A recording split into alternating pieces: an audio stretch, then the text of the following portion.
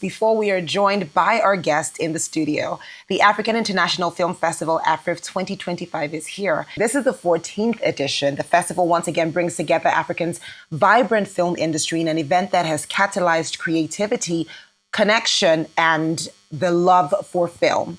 Now, for the theme this year, Rhythms of the Continent, the Afrobeat film movement, it celebrates the pulse of a new generation where sound, story, and soul converge to define the future of African cinema. With a groundbreaking partnership with the Cannes Film Festival, AFRIFF steps into a new era, one that reaffirms Africa's place on the global stage of storytelling. And tonight, all eyes are on Lagos. We will see Burna Boy's highly anticipated film, Three Cold Dishes, premiere at the opening ceremony, setting the tone for a week of culture, art, and cinematic vibrance. For the first time ever, we will also see Nigeria hosting the Afro Film and Content Market. This premiere event, a dynamic marketplace where creators, studios, and distributors from across the world will meet to shape the business of African storytelling. Well, this week is going to be celebrity-filled, and joining us now to learn a bit more about what is yet to happen, we are now joined by David Oyelowo, a British actor, producer, and director, and Chioma Ude, the founder of African International Film Festival and the AFRIFF Content Market. Good to have you both on the morning show.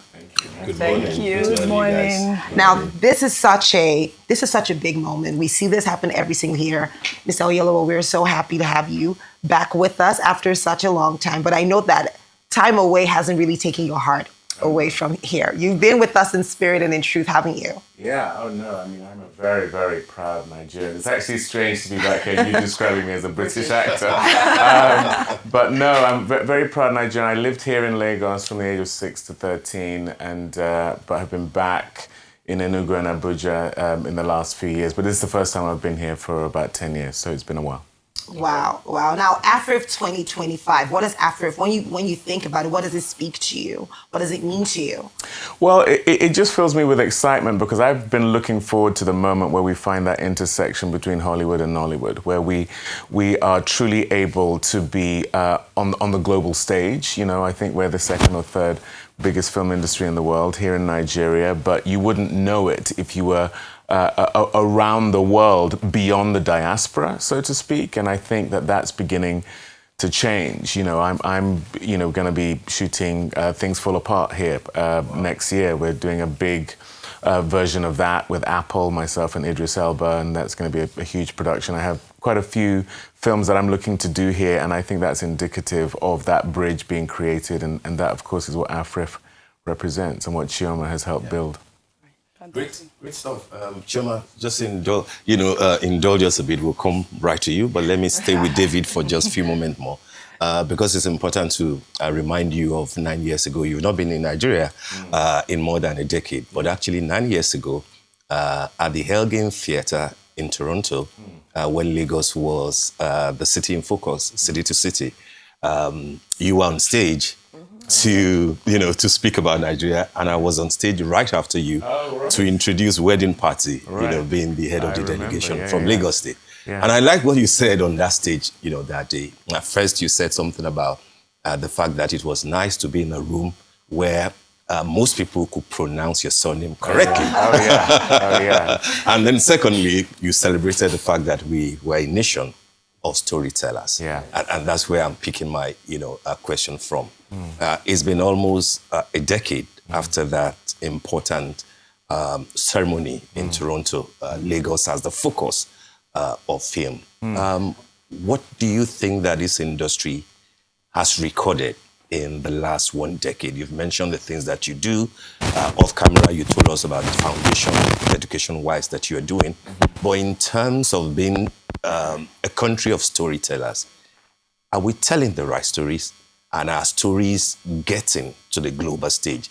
I'm sure that Chioma will have a thing to say about that after you, but I'd like to have your thoughts about how far we have come, at least in the last 1 decade. Well, for me, the amazing thing is that the stage is now set.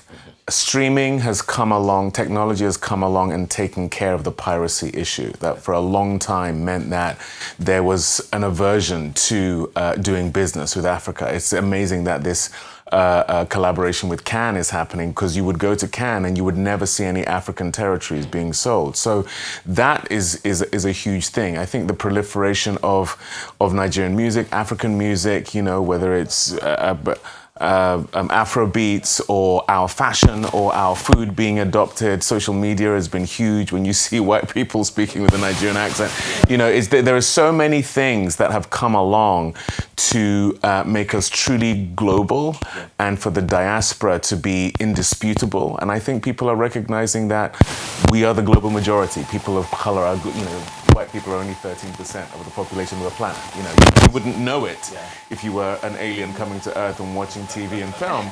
But I think that we're all catching up with that. And, you know, over 1 billion people on the African continent. And when you see what's happening with streaming, I think we're on the precipice of something truly giant. And I think Nigeria is going to be the tip of the spear. I would like to continue with you, Chioma Ude, at this moment. Thank you for what you've done for the African film industry so far. We are in the 14th year.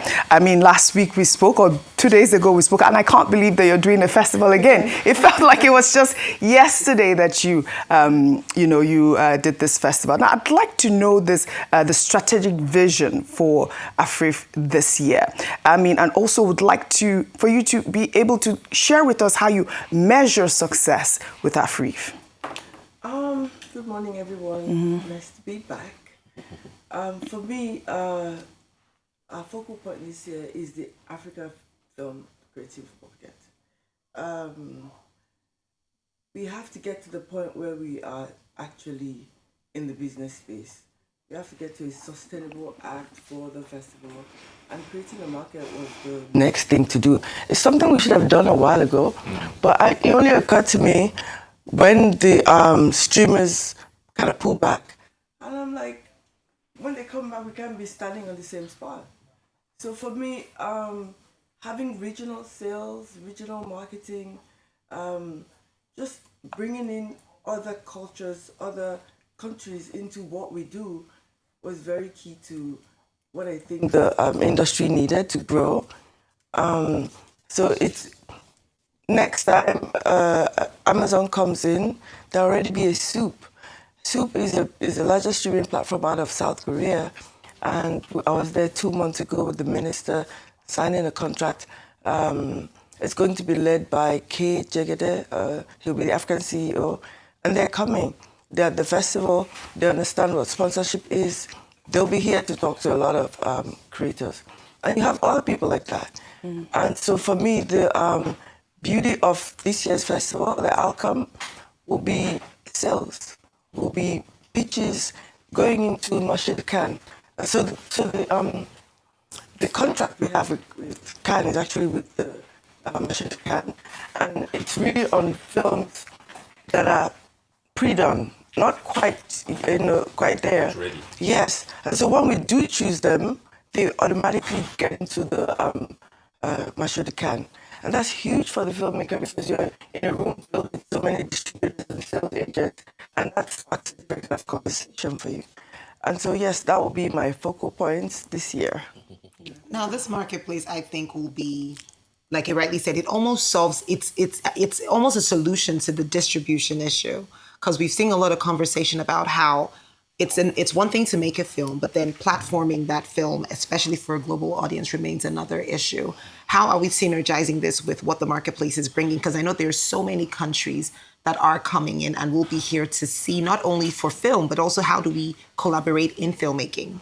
Well, the first thing I'll tell you is that people are really, really very curious about us. And in that curiosity, what I find that they're asking to see, especially in the Middle East, are documentaries. Because like he said, they want to see who we are, who the authentic Africans are. And so when they get around that, they'll begin to appreciate our films even more. Documentaries, I'm almost shocked. I was too. But this year especially, I traveled. I was hardly in Nigeria. I went everywhere. And so last night, a man from Oman, he came into the festival. He was sent by the country to come and evaluate and see what our movies are like, to decide on how best to sign the partnership contract with AFRIFF for the industry at large in March in Oman. And so people are curious. People want to see things. People want to collaborate with this huge industry in Africa we have. But AFRIFF is that door, you know, that space for them. I agree with you, Chioma. AFRIFF is that door, and that's big.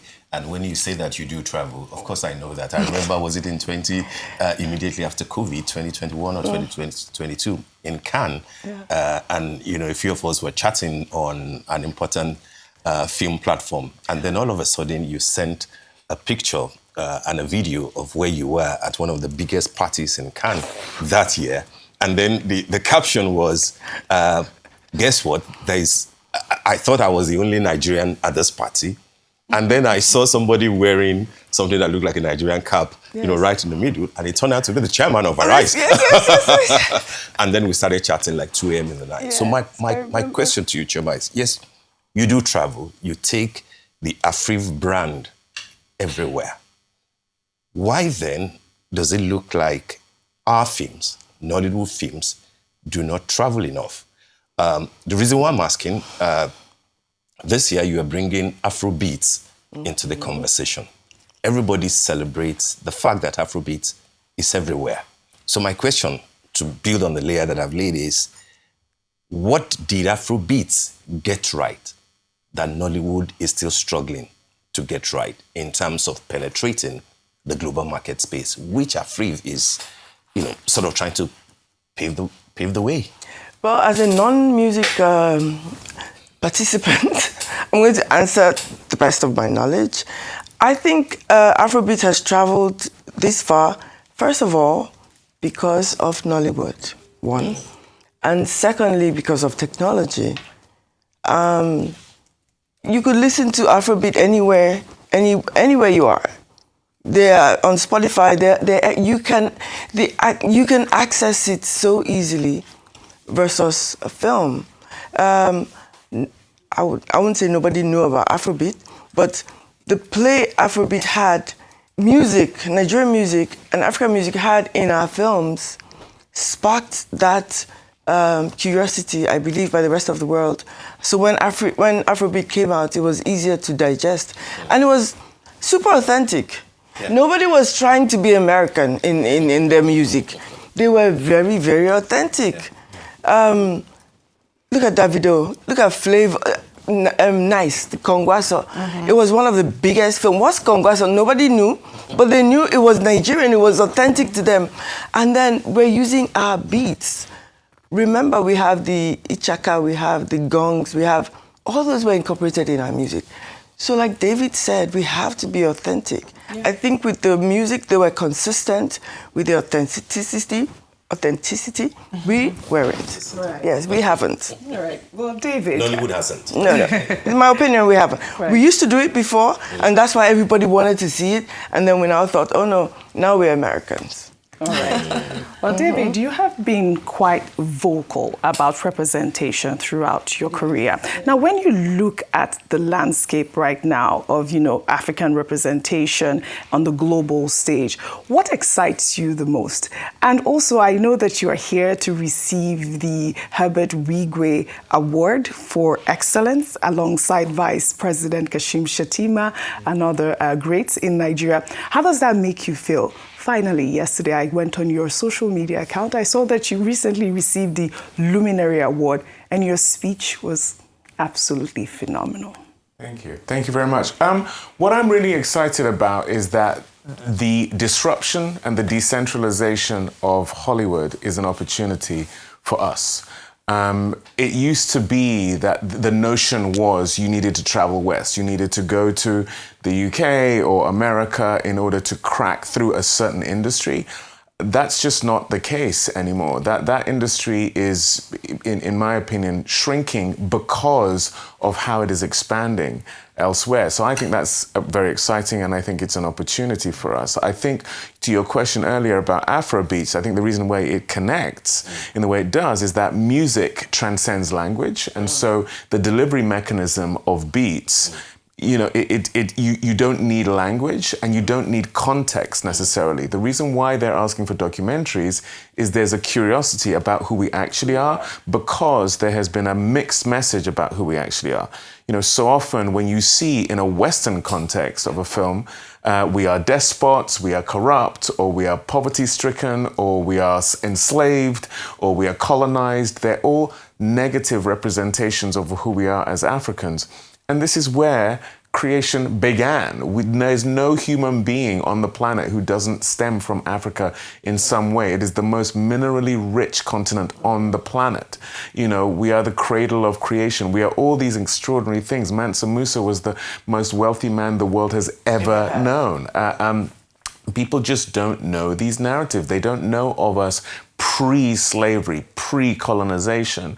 And, I go two ways with it. Yes, let's give them the documentaries to give them context, but also let's be unapologetic in the authenticity of who we are. They have to catch up, because we've been watching their stuff for over 100 years of cinema now. They can catch up and we will just be authentic. And there are so many more people of color than there are, the people that to your point about Nollywood placating America, I just don't think that's something we need to be focused on. The other thing is production value. If you're now able to marry that authenticity with production value, which technology has allowed for, and you have the distribution issue being taken care of. I have a streaming platform of my own called Mansa, which is Black culture for a global audience. And, we have a lot of undervalued content on there. We just removed our geofencing, so it's actually available here in Nigeria as well as Kenya, Uganda, the UK. We're soon going to be in China and India. And that's something that wouldn't have been possible 10 years ago, because you didn't have the accessibility due to technology to be able to do that. So, like I say, it's an incredibly exciting time. And so it feels like while America is deciding to vilify representation, it's the time to just go, well, we've always been here, and we're not going to apologize for who we are, and we're taking over. Can you share with us the significance of the Luminary Award? I just want our viewers to, hear from you in terms of, having that sort of recognition, and also what it means to receive tonight's award as well. Well, when I got the award, my wife and I were in the car going, and I was like, what's a luminary? I don't even know what that is. I guess it's someone who shines a light. Yes. And so that is something that caught up with me. When I was, I was born to Nigerian parents who didn't necessarily want me to be an actor. But when I did that and had certain opportunities, it shed a light on the lack of opportunity and shed a light of what was possible. And so, what it means to me is to be a beacon, is to be a light on a hill that demonstrates to people what is possible. I've been very, very blessed with the career I've had, and I just hope it encourages other people that they can do the same. Fantastic. And I want you to chime in on this as well. I like what you said about authenticity and telling our original stories, and then merging that with production value. Because for a ton of filmmaking in Nigeria, it is profit first. And that heavily influences the sort of storytelling that we often see and the sort of narrative that we see. And then when we find some stories that even have that tinge of authenticity, it's usually a co-production with an international partner. So it's not fully produced here, because there is that barrier of you need to have a production budget, and production budgets here are relatively small. So what we also now find is about the short filmmakers trying to make their own way. So how do we work that out? How do we say, listen, based off of what is available now, this is what is accessible, this is what you can do, this is what we can get? Because that still remains a challenge for storytelling for us right now. I mean, we're missing an opportunity here, not just with storytelling, but with tourism and with just people knowing more about Nigeria. There is not a terrain that you could be seeking for that isn't here in Nigeria. And so I think governmental support would be amazing. Incentives would be amazing to make sure that production not only comes here but stays here. Our main competitor when it comes to a hub for filmmaking is South Africa, and they have tax incentives. I think it's up to 40%. or something like that you will get back if you go and shoot in South Africa. So there are films that are set here in Nigeria that will go and be shot in South Africa. You know, we have to support filmmakers. We have to support that we're a nation of storytellers. We have a lot of money here in Nigeria. And if we support a film industry that has production value, we will actually get a lot more returns beyond the film industry, because that will be restaurants, that will be tailors, that will be catering, that will be tourism, there will be so many hotels, there will be so many ancillary industries that will be able to traverse off of that. And so, you know, I think co-productions are good because that also helps with it being global storytelling, but we have to get to the point where it is being driven by us here, and we have the resources. We certainly have the locations. Very well said, David. I have two questions for you. Yeah. First, it's about the choice of the name of your production company, Yeah. Yoruba Saxon. What informed that, given the fact that I believe that you run this company with your wife, Yeah. who is white? Yeah. Is the Yoruba component of it like your answer to not being Anglo-Saxon or something like that? And how has the journey been, given that you have left the UK almost 2 decades ago, you know, to be in Hollywood? The second part of my question would be to find out what your thoughts are and what your message possibly will be to Nigerians as at today, who may be apprehensive of what is possibly going to come from the United States of America, where the president, Donald Trump, is considering the possibility of a military intervention on the issue of the perceived genocide in Nigeria. I'm not trying to draw you into politics. I'm asking you because artists, even in the US, are beginning to speak up. Nicki Minaj, who is saying we support it. We are all Christians here. We are concerned about what is happening, but we do not think that there's a genocide against Christians in Nigeria. You're a Yoruba man to start with. What is your message, however you want to, you know, frame it to Nigerians at this point? Well, I'll start with your first question, why the name's Yoruba Saxon. You know, I was born in the UK, but I lived here for 7 years, a very proud Nigerian. And so, you know, for me, as my wife and I, we run our production company together, and our mantra is we want to normalize the marginalized. And so I'm Yoruba, but I'm also Igbo, actually. My mum was Igbo.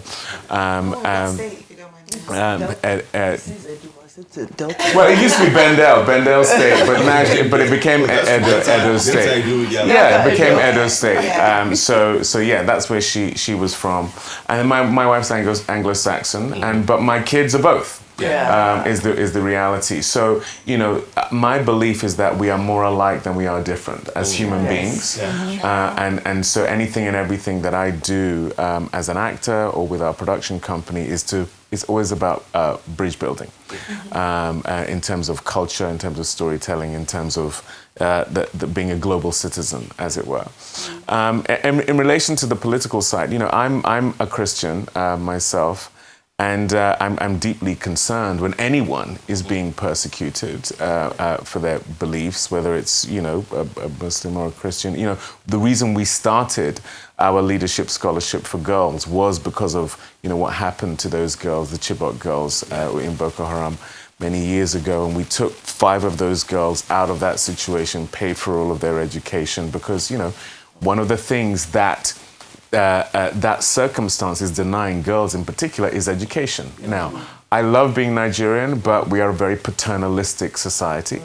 And I truly believe the way to world peace is to have more women leaders. I truly believe that.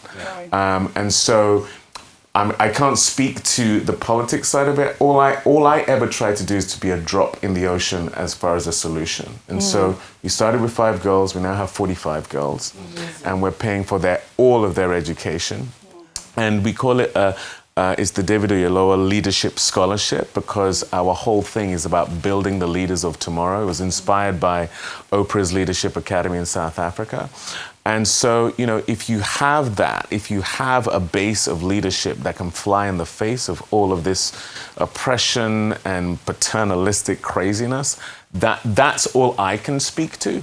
And that's the way I choose to do it. Such a great way to give back, really. Kudos to you on that one. Thank you. You know, you said that your father didn't want you to be an actor. What did he want you? And I used to enjoy your videos that you'd post of your dad on your Instagram. Are we having more of that? I know. Oh, my dad's no longer with us now. I'm sorry about that. Yeah, sorry about that. But what did he want you to become?